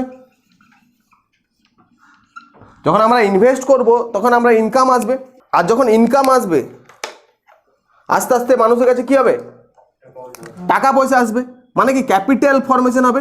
আর যখন ক্যাপিটাল ফর্মেশন হবে তখন মানুষ কি করবে, যখন টাকা আসবে আমাদের কাছে আরও অনেক ক্যাপিটাল ফর্মেশন হবে, আমরা অনেক জিনিসপত্র, ক্যাপিটাল তো অনেক জিনিসপত্র কিনতে পারবো, ক্যাপিটালটা বলতে পারি। ধরুন একটা চাষের ক্ষেত্রে, আমরা যদি চাষ ক্ষেত্রে ইনভেস্ট করি তখন কি হবে, ওখানে প্রচুর প্রথমে ইনকাম হবে। আর ইনকাম যখন হবে তো চাষিরা যখন ইনকাম হবে, চাষিদের কাছে কি থাকবে, পয়সা করি, টাকা থাকবে, ক্যাপিটাল, ওরা বড় বড় যন্ত্রপাতি কিনতে পারবে। তো ওদের ক্যাপিটাল ফর্মেশন হবে, আর ক্যাপিটাল ফর্মেশন হলে কি হবে, প্রোডাকশন বাড়বে। এই যে কথাটা, এই যে দুটো কথা বলার ফলে আমাদের হ্যারোড ডমার মডেলকে আমরা কি করি, ইমপ্লিমেন্টেশন করে দিই আমাদের ফার্স্ট 5 ইয়ার প্ল্যানের ক্ষেত্রে। তো যদি বলা হয় ফার্স্ট 5 ইয়ার প্ল্যানের ওই কী ছিল মডেল, হ্যারোড ডমার মডেল। দুটো আলাদা ব্যক্তি, প্রথম কথা, দুটো আলাদা ইকোনমিক্সড। তারা কিসের উপর কাজ করেছিল? কেনসের থিওরির উপর কাজ করেছিল। হ্যারোড ডমার মডেল যদি আমরা পড়ি, হ্যারোড ডমার মডেল, তাহলে আমাদের বেসিক্যালি 5টা ক্লাস লাগবে তার থিওরি বুঝতে গেলে। 5টা ক্লাস, তার নিচে হবে না, মানে 5টা স্লাইড লাগবে। আমরা এখানে একটা 1.5টা ক্লাসই করে নেব, কিন্তু ওখানে ইউটিউবে দিতে গেলে 5টা ক্লাস দিতে হবে, তাছাড়া বোঝা যাবে না হ্যারোড ডমার মডেল থিওরি। আমি পড়াবো শিওর। মেন অবজেক্ট কি থাকে প্ল্যানের? মেন অবজেক্ট লিখবো এগ্রিকালচার। আমি একটা আশ্চর্যমূলক তথ্য দেবো, তোমাদেরকে শকিং করে দেবে এতদিন ধরে পড়ছো। হ্যাঁ, যদি বলে দেওয়া হয় প্রথম পঞ্চবার্ষিক পরিকল্পনার জনককে, কি হবে অ্যান্সার? সুভাষচন্দ্র বোস। কারণ বলে দিচ্ছি, যখন আমাদের 5 ইয়ার প্ল্যান বা এইসবের কনসেপ্টগুলো আসে কোথা থেকে? 1938 সালে ন্যাশনাল প্ল্যানিং কমিটি। আর এই ন্যাশনাল প্ল্যানিং কমিটি যে লোকটা তৈরি করেছিল, যার মাথায় এসেছিল যে আমাদেরকে কমিটি তৈরি করা উচিত, যেখান থেকে আমাদের ফার্দার কি হবে, 5 ইয়ার প্ল্যান হবে। তো ওই কমিটিটা তৈরি কে করেছিলেন? সবাইকে ডেকে হরিপুরা কংগ্রেসের সুভাষচন্দ্র বসু। আর উনি কি প্রথম করেছিলেন? তিনি একজনকে চেয়ারম্যান রেখে দায়িত্বটা দিলেন। যে লোকটা চেয়ারম্যানশিপ নিয়েছিল, জওহরলাল নেহরু, উনি যখন প্রথম 5 ইয়ার প্ল্যান কনস্টিটিউট করলেন, যেটা যার নামে স্মারক করলেন, যাকে উদ্দেশ্য করলেন, যাকে ডোনেট করলেন, সেটা হচ্ছিল কে? সুভাষচন্দ্র বসু। যে উনি হচ্ছে আমাদের জনক, কারণ ওর জন্য এটা সম্ভব হয়েছে, ওনার জন্য। আর যদি বলা হয় ফার্স্ট 5 ইয়ার প্ল্যানের প্রেসিডেন্টকে, প্ল্যানের তো একজন হেড থাকবেই, কে থাকবে? জওহরলাল নেহরু। আর যদি বলে ভাইস প্ল্যানিং এর যে থাকবে, সে কে হবে? গুলজারিলাল নন্দা। আমি ওই প্ল্যানটার কথা বলছি, ঠিক আছে? অনলি ওই প্ল্যানটা তৈরি করার সময় তখন হবে কে? আমরা অনেক শকিং তথ্য জানবো ফার্স্ট 5 ইয়ার প্ল্যানে, শকড হয়ে যাবে। গুলজারিলাল নন্দা। কোয়েশ্চেনে হচ্ছে এটা যে মেন অবজেক্ট কি আমাদের? কেন? কারণ এগ্রিকালচার দেশ, কারণ তখন বেশিরভাগ লোকজনই এগ্রিকালচারের সাথে যুক্ত ছিল। তো লোক যুক্ত বলে কি আমাদের প্রধানমন্ত্রী তো যুক্ত ছিল না এগ্রিকালচারের সাথে? হ্যাঁ, একদম ঠিক। এটা হবে কোয়েশ্চেন, দ্য প্রাইমারি সেক্টরটাকে উন্নতি করতে হবে। সেক্টর আর 3 টাইপস বলেছিলাম, তাই না? এগুলোকে আমাকে একটু ডিটেলসে নিতে হবে, কারণ যাতে ভবিষ্যতে কোনো কিছু প্রবলেমস না হয়। সেক্টর কি বলেছিলাম? 3 টাইপস। কি বলেছিলাম? একটা প্রাইমারি, একটা সেকেন্ডারি, একটা টার্সিয়ারি, তাই না? এই যে প্রাইমারির মধ্যে এগ্রিকালচার এগুলো সব পড়ে। সেকেন্ডারি মানে ইন্ডাস্ট্রিটা পড়ে, বারবার বলে গেছি। আর টার্সিয়ারি মানে সার্ভিসটা পড়ে, যা সার্ভিস আছে। তো দেখেন, এই যে দুটো সেক্টর না, এই ইন্ডাস্ট্রি আর একটা হচ্ছে মানে সেকেন্ডারি আর টার্সিয়ারি, এই sector, this sector are depends on কি? Primary sector. যদি এই সেক্টরটা যদি না থাকে, তাহলে এগুলো গুরুত্বহীন, মূল্যহীন। মেন মোটিভই থাকবে কি? এই যে সেকেন্ডারি প্ল্যান বা ইন্ডাস্ট্রি, এগুলোকে ডেভেলপ করা, তাই না? কিন্তু এগ্রিকালচার সেক্টর যদি না ডেভেলপ হয়, এগুলো ডেভেলপ হবে না, ঠিক আছে? এগ্রিকালচার সেক্টরের মধ্যে কি পড়ছে? প্রথম কি পড়ছে? যেমন আমাদের এগ্রিকালচারের মধ্যে কৃষিকাজ পড়ছে। ধরুন না, আমাদের আজকে যা ফ্যাক্টরি আছে, কিন্তু ফুড প্রসেসিং ফ্যাক্টরি যদি বলি, তাই না? ফুড প্রসেসিং ফ্যাক্টরিতে কি ওখানে অনেক কিছু প্যাকেজিং ইন্ডাস্ট্রি হয়, তাই না? অনেক যেমন বিস্কুট তৈরি হচ্ছে, তাই না? যে বিস্কুট আমাদের এখানে বড় ফ্যাক্টরি আছে, বড় অনেক রাস্তা ধারে দেখতে বিস্কুট তৈরি হচ্ছে, যেটা ইন্ডাস্ট্রি, ওটাকেও মালিক আছে, ঠিক আছে? ওই যে ইন্ডাস্ট্রি, কিন্তু বিস্কুটে কি থাকে? কাঁচামালের মধ্যে কি থাকে? গম, চিনি, এগুলো আসবে কোথা থেকে? প্রাইমারি সেক্টর থেকে, এগ্রিকালচার থেকে। এরা যদি এটাকে না সাপ্লাই দেয়, তাহলে সেকেন্ডারি সেক্টর হবে না। আর সেকেন্ডারি সেক্টর যখন হবে না, সার্ভিস সেক্টর, তখন ওই যে লোকগুলো কোথায়, ওই যে কারা চাকরি পাবে? আর চাকরিও পাবে না। ধরুন আমাদের ব্রিটানিয়ার ফ্যাক্টরি এক জায়গায় আছে, ব্রিটানিয়ার অফিস এক জায়গায় আছে। তো অফিসে অনেক লোক কাজ করছে, যারা সার্ভিস করছে, অফিসে মেনটেন করছে, তারা কাজ কোথায় পাবে যদি ব্রিটানিয়া যদি না প্রোডাকশন হয়? তারপরে অনেকে ওটা আবার দোকানে দিয়ে যাচ্ছে অনেকে লোক। এখানেও তো সার্ভিস করতে, এই ক্ষেত্রে লোকগুলো কাজ করছে কি, মার্কেটিংয়ের জব করছে। তো ওই যে তাহলে ওই লোক, ওরা আবার জব পাবে না। তাই প্রথম মোটিভই ছিল এগ্রিকালচার সেক্টরকে ডেভেলপ করো, একদম এগ্রিকালচার সেক্টর ডেভেলপ করতেই হবে। যখন এগ্রিকালচার সেক্টর ডেভেলপড হবে, কারণ আমাদের ভারতের তখন কি, আমরা যখন স্বাধীনতা পাই, তখন বেশিরভাগ লোক এগ্রিকালচার সাথেই যুক্ত ছিল। তাই ওরা বলছে না, প্রথম এগ্রিকালচার সেক্টরকে ডেভেলপ করি। এগ্রিকালচার সেক্টর ডেভেলপ যেই হবে, তখন কি হবে, আমাদের সেকেন্ডারি আর টার্সিয়ারি আস্তে আস্তে এইভাবে আমরা ডেভেলপ হবে। ঠিক আছে, এবং ওর উপর জোর দিলে আগে আমাদের মানে অ্যাকচুয়ালি একটা বাড়ি তৈরি গেলে আমরা যদি আগে ঢালাই মেরে দিই, বাস তুলে আগে ঢালাই মেরে দিলাম, কি হবে? তারপরে ভিত করলে হবে? ঠিক ওরকমই আগে ভিতটাকে মজবুত করতে হবে, সেই রেসপেক্টে এটা করানো হয়েছিল। বুঝে গেছি আমরা। নেক্সট যদি বলে আদার অবজেক্ট, তাহলে আদার অবজেক্টে আমরা জানি কি কি হয়েছিল। তার সাথে সাথে যেমন এখানে যদি আরও কি কি আদার অবজেক্ট কিছু লিখে রাখবো, যেমন আর কি কি অবজেক্ট হয়েছিল আদার অবজেক্ট। প্রাইস ইনফ্লেশন, তাই না? একটা মোটা, কারণ সেই সময় প্রচুর ইনফ্লেশন রেট চলছিল, সেটাকে কন্ট্রোল করার একটা মোটিভ ছিল কোন 5-year প্ল্যানে? এই ফার্স্ট 5-year প্ল্যানে। কিন্তু মেইন অবজেক্ট কি ছিল? এগ্রিকালচার যা খরচা হবে এগ্রিকালচার উপর। যেমন ইনফ্লেশন লিখে রাখবো। 2 নম্বর কি লিখবো? Refugee shelter. সে সময় প্রচুর এদিক ওইদিক রিফিউজি এসেছিল, কেউ ইন্ডিয়া থেকে পাকিস্তান যাচ্ছিল, পাকিস্তান থেকে ইন্ডিয়া আসলো, এগুলোকে তো শেল্টার দিতে হবে, এগুলোর জন্য তো টাকা খরচা হবে, রিহেবিলিটেশন অফিসার লাগবে তো প্রচুর, তো সেগুলোই কী হবে? এই 5-year প্ল্যানে এগুলো একটা মোটিভ ছিল। তারপরে মানুষের মান উন্নয়ন করা, জীবনের মান উন্নয়ন করা, তাই না? সবাইকে বেসিক যেগুলো বলি, এই মান উন্নয়নের মধ্যে আগের 6টা সবই ঢুকে যাবে, তাই না? মানুষের খাবার পৌঁছে দেওয়া, রুটি কাপড়া মাখানো, এই যে জিনিস কনসেপ্টগুলো, এগুলোকে হালকা ডেভেলপ করা। তারপরে লিখবো increase the national income and PCI in India. ইন্ডিয়ার জাতীয় আয় বাড়ানো, তার সাথে সাথে কি ইন্ডিয়ার পার ক্যাপিটা ইনকাম বাড়ানো। তাহলে কতগুলো পয়েন্ট দাঁড়ালো আমাদের? 4টে পয়েন্ট দাঁড়িয়ে গেছে। এরকম হিউজ আছে, এগুলো মেজর আছে এবং সেগুলোর ক্ষেত্রে সফলও হবে। এই প্ল্যান প্রথম পঞ্চবার্ষিক পরিকল্পনা প্রথম যে কাজটাই করবে, ঠিক আছে, অনেকগুলো কাজ থাকবে, তার মধ্যে প্রথম যে কাজটাই করবে সেটা হচ্ছে সিডিপি এস্টাবলিশ করবে, community development programme. Very very very very important topic CDP, community development programme. C for stands from communities. তো কমিউনিটি মানে কি? প্রথম হচ্ছে আমরা গল্পটা এটা শুরুই হয়েছিল কিভাবে, এই পুরো কনসেপ্টটা আমাদের এই 5-year প্ল্যানে শুরু হয়, কমিউনিটিকে ডেভেলপ করবো। কমিউনিটি বলতে এখানে বেসিক্যালি এসসি এসটি, তখন তো বেশি হয়নি, এসসি এসটি যারা গ্রামের কৃষক সম্প্রদায় আছে, গরিব আছে, তাদেরকে সেই সব কমিউনিটিকে ডেভেলপ করা।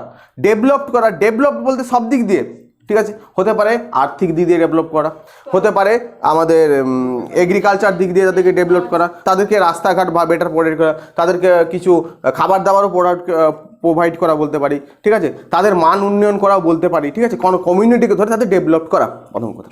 এরকম কনসেপ্ট আমাদের প্রধানমন্ত্রীর কাছে আসে কীভাবে? প্রথম কথা না, কেসটা হয় USA, United state of America. এই ইউএসএর লাগোয়া কানাডা আছে না, কানাডা প্রদেশ।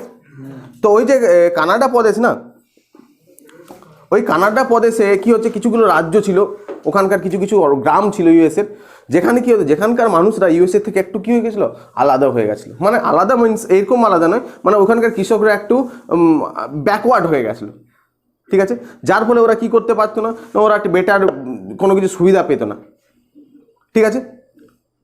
ইউএসএ সরকার এটা বুঝতে পারলো যে ওরা আস্তে আস্তে পিছিয়ে যাচ্ছে সব দিক দিয়ে, এডুকেশন দিক দিয়ে, হেলথ দিক দিয়ে, সব দিক দিয়ে পিছিয়ে যাচ্ছে, তো এখানে কী করা উচিত? তখন ইউএসএ সরকার তখন একটা ডিপার্টমেন্ট ইন্ট্রোডিউস করলো, কাউন্টিজ। ওরা কি করলো, ওই যে গ্রামগুলোকে স্পেশালভাবে তাদেরকে কেয়ার করার জন্য কাউন্টিজ দিল, কাউন্টিজ তৈরি করলো, ঠিক আছে। ওই কাউন্টিজের একজন প্রশাসক হেড দেখিয়ে দিল, তাকে একটা করে অফিসার দিয়ে দিল, ঠিক আছে। ওই কাউন্টিজগুলো কী করতো, ওই যে গ্রামের যারা আছে, ওই গ্রামগুলো যারা আন্ডার ডেভেলপড হয়ে আছে, তাদেরকে বেটার সব কিছু প্রোভাইড করা, এইসব কাজ করতে শুরু করলো। কে প্রথম করেছিল?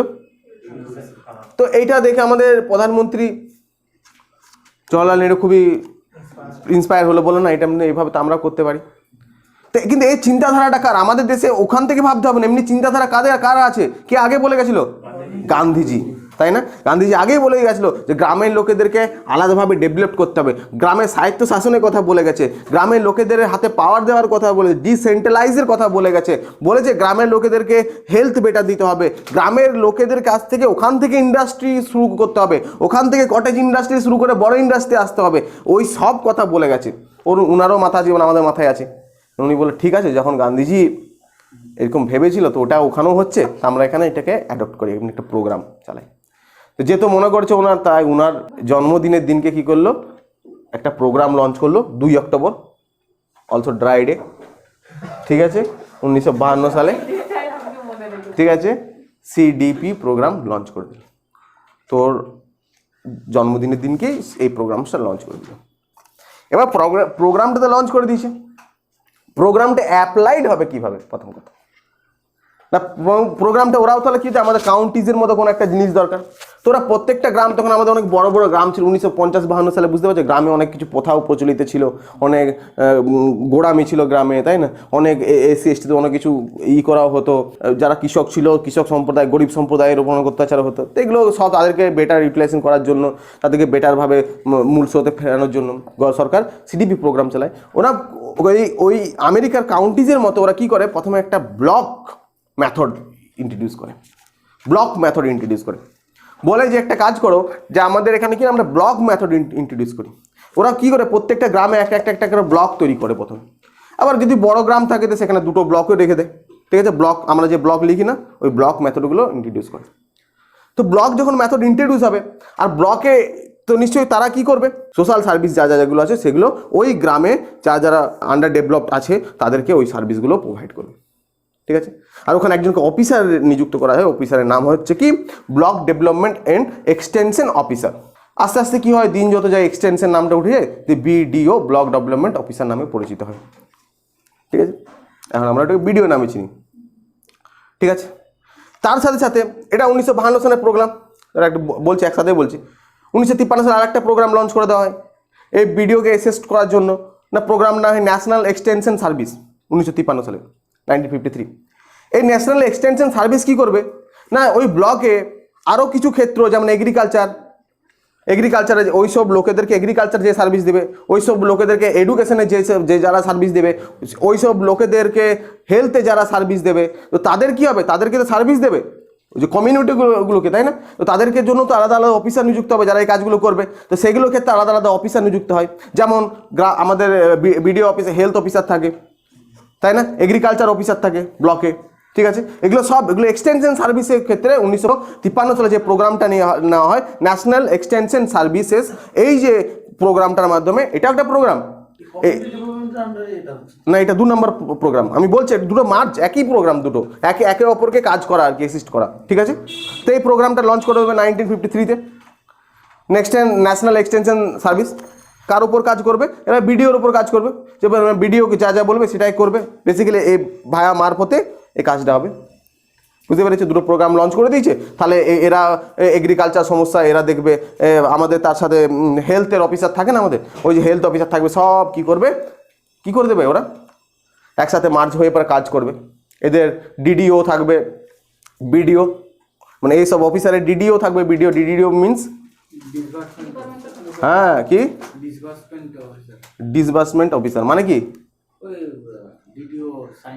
হ্যাঁ মানে ওই খরচাটা করবে, ওখান থেকে মানে এলোকেশনটা দেবে যা খরচা হবে, ঠিক আছে? মানে যারা যা খরচা দেখাবে সব ডিডিও যেহেতু ডিডিও, তাই ওগুলোকে বিডিও হাতে ডিডিও পাওয়ারটা আছে, তাই বিডিওটাকে কি করে দেবে, ডিসপাস করে দেবে, দিয়ে ওরা টাকাগুলো পেয়ে যাবে আর গ্রামের লোকেদেরকে দিয়ে দেবে। এই দুটো প্রোগ্রাম সাথে সাথে চলছে একদম এই প্রোগ্রামে। ইউপিএস বিসিএস কোয়েশ্চেন ধরেছিল একজনকে, যে বলো তো এই যে ব্লক কনসেপ্টটা কখন থেকে শুরু হয়, কি হবে অ্যান্সার? তাহলে এই ইন্টারভিউর কোয়েশ্চেন অনেক বড় প্রিপারেট হচ্ছে এখন, ঠিক আছে? ভুলে যাও না, কনসেপ্টগুলো নিয়ে রাখো। তো ব্লক কনসেপ্ট আসবে এখান থেকে, হ্যাঁ। আর কোন মেথডে অ্যাপ্লাইড হচ্ছে অ্যাকচুয়াল, আমেরিকা, ইউএসএ থেকে, হ্যাঁ, কাউন্টিজ। বুঝতে পেরেছি? এতটুকু তো বুঝতে পেরেছি। একটা কোশ্চেন ছিল, বলো। কমিউনিটি ডেভেলপমেন্ট প্রোগ্রামটা হলো, হ্যাঁ কমিউনিটি প্রোগ্রামের মধ্যে ব্লক তৈরি হয়ে গেল, ওখান থেকে ওইভাবে সব কমিউনিটিকে সার্ভিস দেবো, কিন্তু ওই সার্ভিসগুলো দিতে গেলে তো একা তো ওই ব্লক ডেভেলপমেন্ট এক্সটেনশন অফিসারের ক্ষেত্রে সম্ভব নয়, আরও তো অনেক কিছু দপ্তর লাগবে। ওই দপ্তরের জন্য আবার একটা প্রোগ্রাম লঞ্চ করলো 1953 সালে, যে প্রোগ্রামটার নাম হলো কি, ন্যাশনাল এক্সটেনশন সার্ভিসেস। এই সার্ভিস অনুযায়ী ওইসব সার্ভিসগুলোকে লোক নিযুক্ত হলো, এবং যারা এগ্রিকালচারের ক্ষেত্রে এগ্রিকালচার অফিসার থাকলো, হেলথের ক্ষেত্রে হেলথ অফিসার থাকলো, তারপরে হ্যাঁ একদম, তুমি মিসলেনিয়াস কাজ করলে তো ওগুলো নিয়ে চাকরি পাবে না, পিএসসি মিসলেনিয়াস, মানে যারা রিফিউজিদের জন্য আলাদা করলো, তো ওগুলো তো পরে আবার অ্যাড হয়, সেগুলো আলাদা ব্যাপার। তো আমরা বুঝতে পেরেছি তো, ঠিক আছে? এই গল্পটা বুঝতে পেরেছি তো? এইবার এরকম ঠিক চলতে থাকবে, এইভাবে ওরা কমিউনিটিকে ডেভেলপ করতে থাকবে। কিছুদিন যেতে যেতে ফার্স্ট 5 ইয়ার প্ল্যান শেষ হবে, সেকেন্ড 5 ইয়ার প্ল্যান শুরু হবে।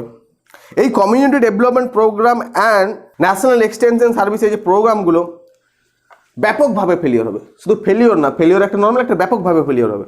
তো এগুলো ব্যাপকভাবে ফেলিওর হবে। তো ব্যাপকভাবে ফেলিওর প্রথম কেন হবে? যখন এই প্রোগ্রামগুলো লঞ্চ হবে, যাদের উদ্দেশ্য করবে, যেসব অফিসারগণগুলো থাকবে, মানে এখানে ব্যুরোক্রেসিটা কী হবে না, করাপশনে ভরে যাবে। সরকার মালপত্র তাদের জন্য ঠিক পাঠাবে তো ঠিকই, কিন্তু সেটা তার আগে ওরাই খেয়ে নেবে, হজম হয়ে যাবে। তো এই যে প্রবলেমগুলো চলছে, তো এগুলো দেখেছি, এগুলো আনসাকসেসফুল হলো কীভাবে? তখন এটাকে রিভিউ করার জন্য একটা কমিটি নিযুক্ত করবে, যে কমিটিটার নাম হবে বলবন্ত রায় মেহতা কমিটি 1957। 1957 সালে এটাকে রিভিউ করার জন্য কি কমিটি তৈরি হবে, যে এটা কী কী ফল্ট করবে, কেন হলো এই জিনিসটা, কী দরকার না, তখনই বলবন্ত রায় মেহতা কমিটি বলবে যে এরা এরকম এরকম এরকম ফল্ট করে গেছে, এখানে অ্যাডমিনিস্ট্রেটিভ ফল্ট হয়েছে।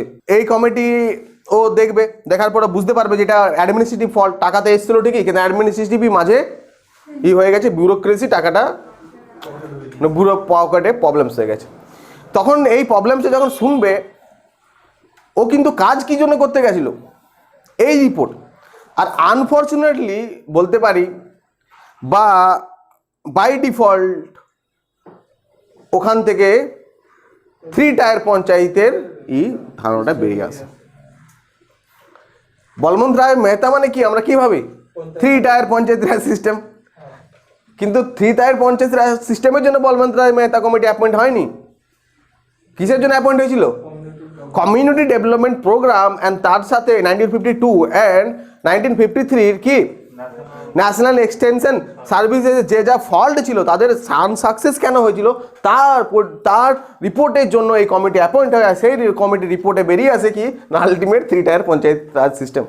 এও রিকমেন্ড করে যে দেখো আলটিমেট এমনি যাই করছো, এই যে ভিডিও দিয়ে পড়ে তুমি পুরো প্রত্যেক জায়গাটাকে কি করছো, প্রশাসক চালাচ্ছ, এগ্রিকালচার সব অফিসার আছে, সবই আছে, ব্যুরোক্রেসিতে চলছে, কিন্তু গ্রামের লোকের উন্নতি করতে গেলে তোমার গ্রামের লোককে কি করতে হবে, প্রশাসক বানাতে হবে।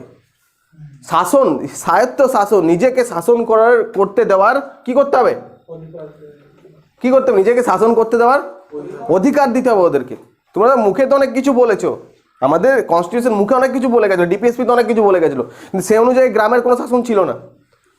তো বললো তাই নাকি, বলে হ্যাঁ, যদি গ্রামের লোকের হাতে বা গ্রামের হাতে যদি যতক্ষণ না পাওয়ার থাকবে, ততক্ষণ গ্রামের উন্নতি হবে না। এই রিপোর্টকে ভিত্তি করে উনি 3 টায়ার পঞ্চায়েত রাজ সিস্টেম বলে, যে পঞ্চায়েত তৈরি হবে, আর পঞ্চায়েতে পাওয়ার থাকবে কার, গ্রামের স্থানীয় শাসন ব্যবস্থা, যে স্থানীয় প্রশাসকদের শাসন থাকবে, আর তাদের অনুযায়ী বা তাদের কম্বিনেশনে কি চলবে না, সরকার চলবে। এবং কি যা প্রজেক্ট হবে, যা কিছু হবে, যদি আমাদের কোনো কিছু একটা প্রজেক্ট পাস হয়, রাস্তাঘাট, তো সেটাতে কারা পাস করবে, পঞ্চায়েতই পাস করবে। তো সেখান থেকে পঞ্চায়েতটা ডেভেলপ হচ্ছে, তার আগে কিন্তু পঞ্চায়েত ছিল না।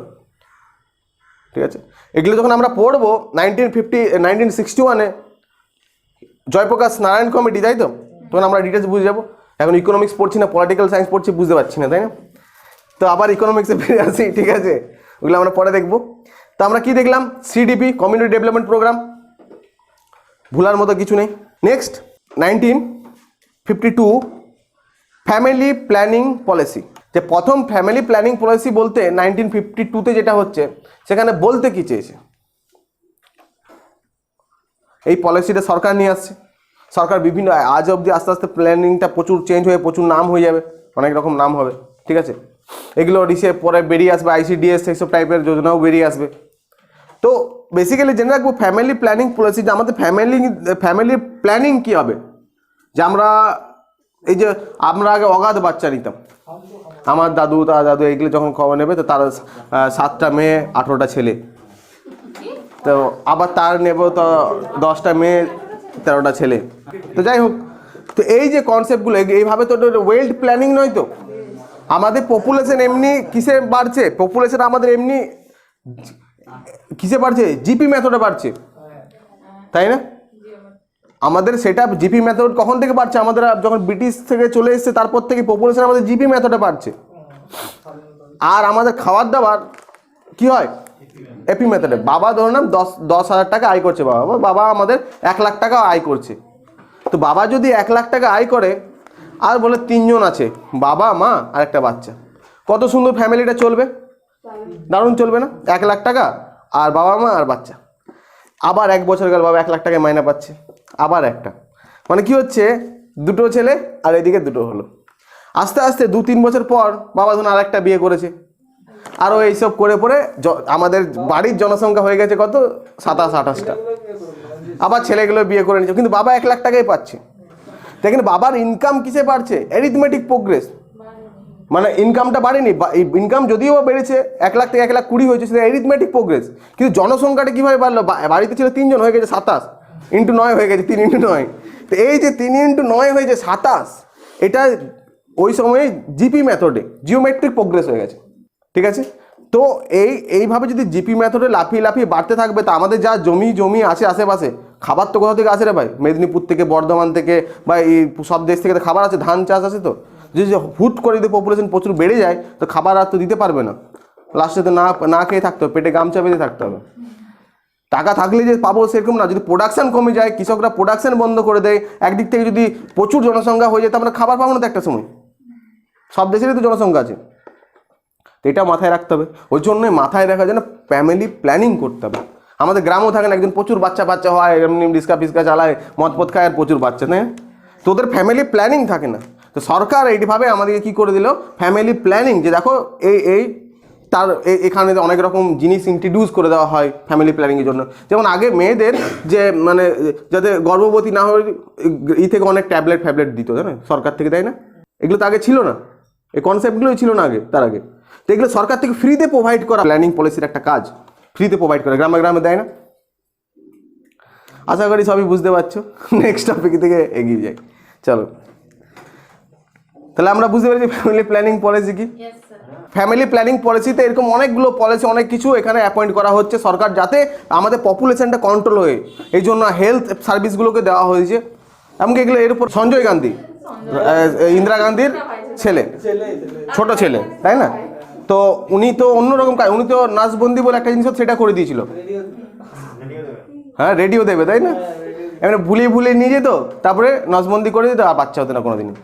500-600 টাকার জন্য এগুলো করে দিত মানুষ।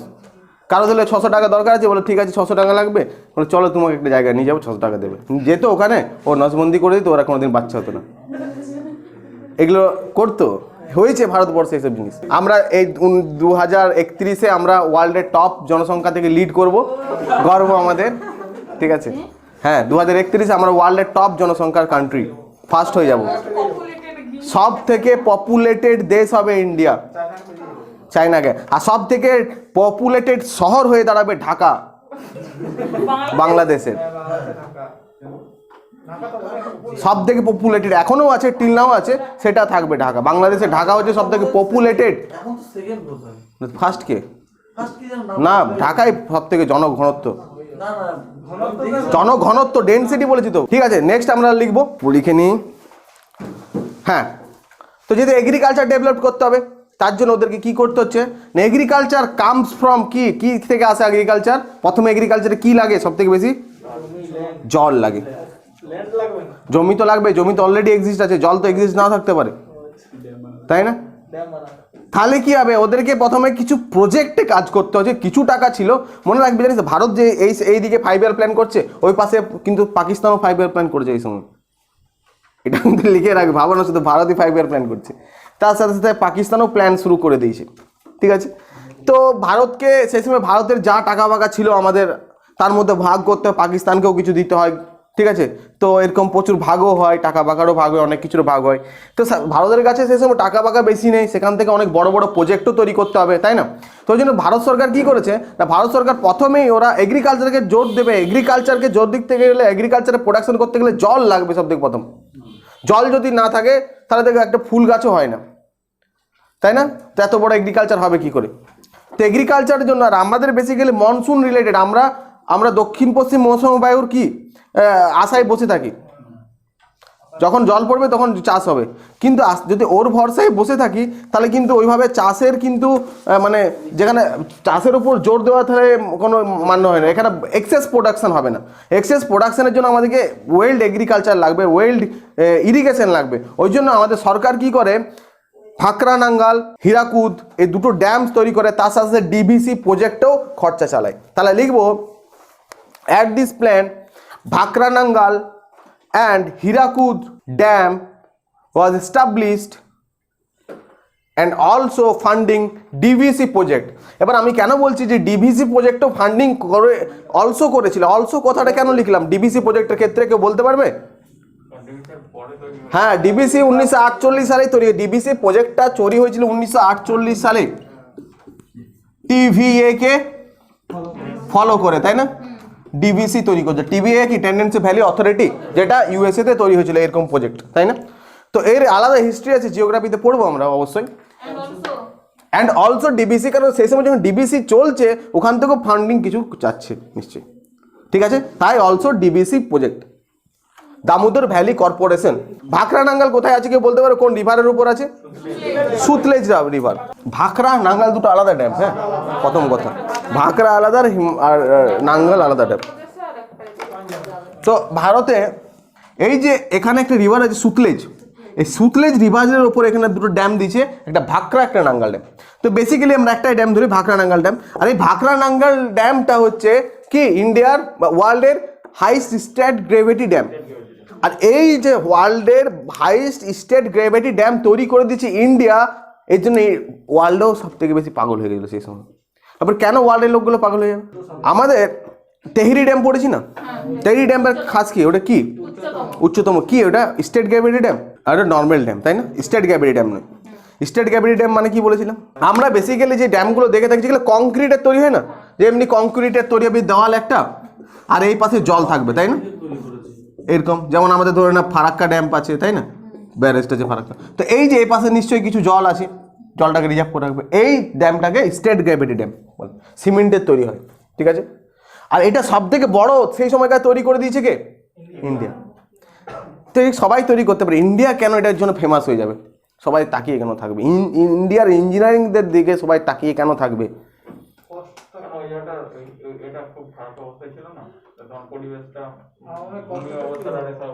মানে ও যাচ্ছে কিন্তু বলতে পারছি না। মানে কেসটা হচ্ছে স্টেট গ্রেভিটি ড্যাম যেখানে ভূমিকম্প প্রবল এরিয়াতে হয় না, আর ইন্ডিয়া ওটাই করে দিয়েছে না এটা হচ্ছে পিওর ভূমিকম্প প্রবল এরিয়া পাহাড়ে, সেখানে করে দিয়েছে স্টেট গ্রেভিটি ড্যাম ওয়ার্ল্ডের। সবাই তো এমনি পাগল হয়েছে দেখে পরে যে না টেকনোলজি এমনভাবেই তৈরি করেছে ড্যামটা, ঠিক আছে? সেই জন্য ওয়ার্ল্ডের সব ইঞ্জিনিয়ারিং মানে ইন্ডিয়া নতুন দেশ হলো, আর ওর ইঞ্জিনিয়ারিং কী করে দিয়েছে না সেই সময় স্টেট গ্রেভিটি ড্যাম করে দিয়েছে কোথায়? ভাকরা নাঙ্গাল প্রজেক্টে, ঠিক আছে? আর যেটা পাঞ্জাব হরিয়ানা এগুলো লাগু আছে এখানে, আর এইভাবে ওর পেছনে একটা জলাশয়টাকে রিজার্ভ করে দিয়েছে, তাই না? ড্যাম থাকবে, ড্যাম কি ধরে যে নদী থাকে, তো নদীটাকে এখানে যে ড্যাম দেবো, তো এই ড্যাম যদি দেয় তো এইভাবে ড্যাম দিয়ে দেবে, আর এখান থেকে করে দেবে, আর এই পাশে জলটাকে এইভাবে রিজার্ভ করে দেবে, তাই না? রিজার্ভার বানিয়ে দেবে। তো এই যে রিজার্ভারটা বানাবে এখানে, তাই না? এই ভাকরা নাঙ্গালে যে রিজার্ভারটা হবে যেখানে জলটা থাকবে ড্যামে, তাই না? ওই রিজার্ভারটা একটা নাম দেবে। কোথায় আছে এটা? পাঞ্জাব হরিয়ানা হিমাচল প্রদেশ এইসব অঞ্চল আছে। তো পাঞ্জাব হরিয়ানা, তুমি পাঞ্জাবের দশম গুরু ছিল, তাই না? কে? গুরু গোবিন্দ সিং। ওই গোবিন্দ সিং এর নাম অনুযায়ী ড্যামটা দিয়ে নাম দিয়ে দেয় যে গোবিন্দ সিং ড্যাম, গোবিন্দ সাগর ড্যাম। এবার ভাবছি জিওগ্রাফি পড়ছেন, ইকোনমিক্স পড়ছি, চাপ হয়েছে, তাই না? তা আবার ইকোনমিক্সে ফিরে আসি, বুঝতে পেরেছি? ভাকরা নাঙ্গাল এবার কি করবে? এই ড্যাম থেকে ওরা এইভাবে চাষবাসের জন্য একটা কিন্তু ক্যানেল নিয়ে আসবে এইভাবে, আর ক্যানেলের মাধ্যমে এইসব জায়গায় যেগুলো চাষ হয় না সেসব জায়গায় ওইসব জায়গায় জল প্রবাহিত করে দেবে, যেটা নাম দেবে কি ইন্দিরা গান্ধী ক্যানেল, ইন্ডিয়ার সব থেকে বড় ক্যানেল। তার সাথে সাথে এখানে এই যে মহানদী নদী আছে না, এই মহানদীর উপর একটা ড্যাম তৈরি করে দেবে এখানে, যেটা নাম হবে কি হীরাকুদ ড্যাম। এই দুটো ড্যাম থেকে কি হবে নিশ্চয়ই তাহলে এর সাথে সাথে ডিভিসি, এখানে দামোদর ভ্যালি আছে, এই ডিভিসি প্রজেক্ট। তো এখান থেকে কি হবে যে মেজর জায়গাগুলো নাকি ওরা চাষবাস করতে পারবে, বুঝতে ভায়া ক্যানেলের মাধ্যমে। আর চাষবাস হলে এগ্রিকালচার যেতে মোটিভ আছে, ঠিক আছে? বুঝলাম। নেক্সট কি কি কাজ করছে সরকার? সরকারের কাছে গুছেক টাকা আছে, আর সরকার আমাদের 5 ইয়ার প্ল্যানে মানে পুরোটা কাজ করার কনসেপ্টে নেমেছে। আমরা এখন 5 বছরে কিছু দেখতে পাই না নতুন কিছু হলে, আর যদি একটা কিছু হয় তার সেটা এমনভাবে দেখায় অনেক কিছু হয়েছে, তাই না? কিন্তু দেখ কত দুটো ড্যাম বড় বড়, 3টে প্রজেক্ট চলছে, তার সাথে কি চলছে, তার সাথে আমাদের এখানে, তো এটা তো শুধু আমি দেখছি এইসব, এর সাথে অনেক কিছু আছে। এর সাথে যেমন কি হচ্ছে আমাদের এখানে কি তৈরি হচ্ছে না, এটা তো শুধু দেখলাম কি আমরা এগ্রিকালচার বেস, এগ্রিকালচার ছাড়া যদি আমরা একটু দেখি তো কী হতে পারে, যেমন ধরলে আমাদের প্রথম তো এডুকেশন, তো এডুকেশনে প্রথম কী করছে, আমাদের এখানে আইআইটি তৈরি করছে প্রথম, আইআইটি তো আগেই তৈরি হয়েছে, কিন্তু আমাদের এই প্ল্যানের অনুযায়ী প্রথম আইআইটি পশ্চিমবঙ্গে তৈরি হয়েছে, আইআইটি খড়গপুর প্রথম পঞ্চবার্ষিক পরিকল্পনা থেকে টাকা হচ্ছে এডুকেশন খরচা করছে। তারপরে ইউজিসি ইউনাইটেড গ্র্যান্ড কি ইউনিভার্সিটি গ্র্যান্ড কমিশন তৈরি হচ্ছে 1956, লিখে রাখবো। তাহলে এগুলো এডুকেশনের জন্য করছে, টাকা খরচা হচ্ছে। একটা আইআইটি তৈরি করা এমনি ব্যাপার না, এখনও তৈরি করতে পারছে না, না একটা মেডিকেল কলেজ তৈরি করতে পারছে, তাহলে সেই সময় তৈরি হচ্ছে ওই কম টাকাতে। তো লিখবো ইন 1956 ইউনিভার্সিটি গ্র্যান্ড কমিশন বা ইউজিসি ফার্স্ট এস্টাবলিশড, আর আইআইটি খড়গপুর এই প্ল্যানে হয়েছিল, আইআইটি খড়গপুর 1951, তা আইআইটি খড়গপুর তৈরি হলো, তার সাথে কী তৈরি হলো, এই সময় এডুকেশনে দেখ কত টাকা খরচা হচ্ছে এই দিক দিয়ে। আমরা যদি হেলথে আসি, তো এই জন্য হেলথে যদি আসবো, তো সেই সময় আমাদের হেলথে কী খরচা হবে, প্রথম তো সিডিপি অনুযায়ী প্রচুর টাকাতে হেলথে খরচা হচ্ছেই, তার সাথে এক্সট্রা কী হচ্ছে না, তার সাথে এক্সট্রা চাইছে। সেই সময় না আমাদের সমাজে একটা রোগ পাওয়া যেত, যেটাকে আমাদের সমাজ খুব খারাপভাবে ট্রিট করতো, তাদেরকে আলাদা পুরো গ্রাম থেকে আলাদা করে দেওয়া হতো, সেটা হচ্ছে লেপ্রোসি, কুষ্ঠরোগ। তা আমরা এখন বুঝতে পারি না কুষ্ঠরোগটা কী জিনিস, কিছু না। যখন আমরা এমন বুঝতে পারছি করোনা কী জিনিস, এখন যদি কেউ হাঁচি করে দেয় যে তুমি কতটা সাইড নিয়ে নেবে তুমিও জানো না, ঠিক আছে। তো ওরকমই সেই সময় একটা রোগ চলতো কুষ্ঠরোগ, যেটাকে লেপ্রোসি। তো সরকার এই লেপ্রোসিদেরকে বা এদের থেকে মানে কি এদেরকে আলাদাভাবে ডিকোড করা, এদেরকে পরিষ্কার পরিচ্ছন্নভাবে রাখা, এদেরকে ওই গ্রাম থেকে যদি গ্রামে থাকতে না দিচ্ছে তো গ্রামে থেকে বার করে তাদের জন্য আলাদা গ্রাম ডিকোড করা, তাদেরকে বেটার ইউটিলাইজেশন, তাদেরকে তাদের যে ট্রিটমেন্টগুলো হয় সেই ট্রিটমেন্টগুলোকে ঠিকভাবে করা, এই সব একটা সামাজিক প্রজেক্ট চালায়। কারণ সরকার জানে যে 5 year plan, this plan it's not also plan, আর ইটস অলসো কি রিসোর্সেস, হিউম্যান রিসোর্সেস। তো ওই জন্যই ও সরকার কী করলো, মানুষের ওপর এটাকে ওপর চলে গেছে। মানুষের ওই রোগ, এই যে কুষ্ঠরোগ অনেক বড় প্রবলেম ছিল, সেটাকে সরকার শর্ট আউট করার জন্য এইভাবে একটা প্রোগ্রাম চালানো করেছে। তো আমরা প্রোগ্রামটার নাম লিখে রাখবো, লিখবো in 1955 national leprosy eradication programme was started. তাহলে দেখ হেলথের জন্য করা হচ্ছে, তো শুধু কি এগ্রিকালচারের জন্য করছে এরকম তো নয়। এবার যদি আমরা এটাকে যদি বলি, এখানে কি ইন্ডাস্ট্রি রিলেটেড কিছু কাজ হয়নি, বা ইন্ডাস্ট্রি রিলেটেড কি কিছু কাজ হয়েছিল কি হয়নি? এখানে ব্যাংকিং সেক্টর, ওরা যেমন দেখছে ব্যাংকিং সেক্টর কী কী কাজ হচ্ছে, এখানে প্রথম এরা ব্যাংকিং সেক্টরে যে কাজ করছে, এরা ব্যাংকিং সেক্টরের উপর কেন, এরা চাইছে যে যেসব প্রাইভেট ব্যাংক আছে না, সেই সব প্রাইভেট ব্যাংকগুলো প্রাইভেট না থাকুক, সেটা সরকারি হোক। সরকারি হয়ে কী করবে না, প্রাইভেট ব্যাংক যে প্রাইভেট এতদিন ছিল, সে বেসিক্যালি যদি টাকা দেয় কাউকে লোন, কিসের জন্য খরচা করবে, প্রাইভেটই খরচা করবে। তো বেসিক্যালি ওদের মোটিভ কী থাকবে, লাভ করা। তোমাকে যদি 10 টাকা দেয় তাহলে ওর থেকে বেশি টাকা কি নেবে, সুদ নেবে। কিন্তু যদি সরকারি ব্যাংক থাকে, সরকার তো বেশি সুদ নেবে না। প্রাইভেটে যে কোনো জিনিসে কি থাকবে, মুনাফা বেশি, বেশি প্রফিট করা, এটাই ওদের মেন মোটিভ থাকবে। সরকারিতে এই মোটিভ থাকবে না, জনহৈতিক কাজে। তো এবার সরকার মেন কাজ জানে, আজকে যে সব কিছু যেমন কাজ ব্যাংকের মাধ্যমে হচ্ছে না, সরকার জানতো যে একটা সময় আসবে সব কাজ ব্যাংকের মাধ্যমে, মানুষকে টাকা পাঠানো, তো ব্যাংক একটা বেটার জিনিস। কিন্তু সেটা যদি বেসরকারি হয় তো কী হবে, ব্যাংক নিশ্চয়ই নিজেদের কি করবে, নিজেদের প্রফিটের উপর কাজ করবে, ট্যাক্স কাটবে, মানে ব্যাংক বেশি টাকা চার্জ করবে ঠিক মতো, মানে ওটা ওদের মেন হাতিয়ার হবে ব্যাংক, গরিবদেরকে টাকা রাখা, গরিবদেরকে চাষিদেরকে টাকা দিয়ে দেওয়া, তাই না? ওই জন্য অত কথা ভেবেও একটা কমিটি অ্যাপয়েন্ট করবে এই প্ল্যানে। কি কমিটির নাম লিখবো in 1954 all India rural credit survey committee, ঠিক আছে। এই কমিটির কাজ বলবে যে তুমি একটা কাজ করো, তুমি দেখো ইম্পেরিয়াল ব্যাংক অফ ইন্ডিয়া যেটা ছিল, ইম্পেরিয়াল ব্যাংক, সেটাকে সরকারিকরণ করব, এসবিআই করা না, বলে তো এটা কাজ থাকবে যে সরকারি করা, ন্যাশনালাইজ করা। তো এই যে কমিটি কি করবে, প্রথমে 1 বছর ধরে কাজ করবে, কাজ করার পর রিপোর্ট দেবে যে কীভাবে করব। তখন বলে হ্যাঁ, যেই ব্যাংকটা চলছে বেসরকারি ব্যাংক, যেটার নাম ছিল ইম্পেরিয়াল ব্যাংক অফ ইন্ডিয়া, যেটা 1921 সালে তৈরি হয়েছিল, যেটা অ্যাট প্রেজেন্ট চলে আসছে, যেটার নাম ছিল ইম্পেরিয়াল ব্যাংক অফ ইন্ডিয়া, যেটা বেসরকারি ব্যাংক ছিল, তাদের শেয়ার বেসরকারি হোল্ডারদের ছিল, ওই ব্যাংকটাকে ন্যাশনালাইজ মানে জাতীয়করণ করলো সরকার, নিজের আন্ডারে নিয়ে নিল এই রিপোর্টের ভিত্তিতে 1955 সালে। আর ওই ব্যাংকটার নাম দিয়ে দেবে নতুন নাম SBI, state bank of India. তো স্টেট ব্যাংক অফ ইন্ডিয়া আগে প্রাইভেট ব্যাংক ছিল, যেটার আগে নাম ছিল ইম্পেরিয়াল ব্যাংক অফ ইন্ডিয়া, যেটা ইম্পেরিয়াল ব্যাংক অফ ইন্ডিয়া কত সালে ছিল? 1921 সালে হয়েছিল। তার আগে ওখানে ইম্পেরিয়াল ব্যাংক অফ ইন্ডিয়া 3টে ব্যাংককে নিয়ে তৈরি হয়েছিল, তাই না? বেঙ্গল মানে বম্বে আর মাদ্রাস, এগুলো সব ব্রিটিশদের ব্যাংক ছিল, যেগুলো প্রাইভেট হোল্ডার ছিল। ওই প্রাইভেট হোল্ডারদেরই ব্যাংক ছিল এগুলো, বুঝছো? ঠিক আছে, তো আমরা এখানে আমরা লিখবো যে কী হবে, স্টেট ব্যাংক তৈরি হয়ে যাবে এই কার রিপোর্টে? All India rural credit survey committee রিপোর্টে। এটা ব্যাংকিং সেক্টর রিফর্ম 1955 সালে হয়েছিল, আর 1956 সালে 1 জুলাই SBI তৈরি হয়ে গেল, তাই না?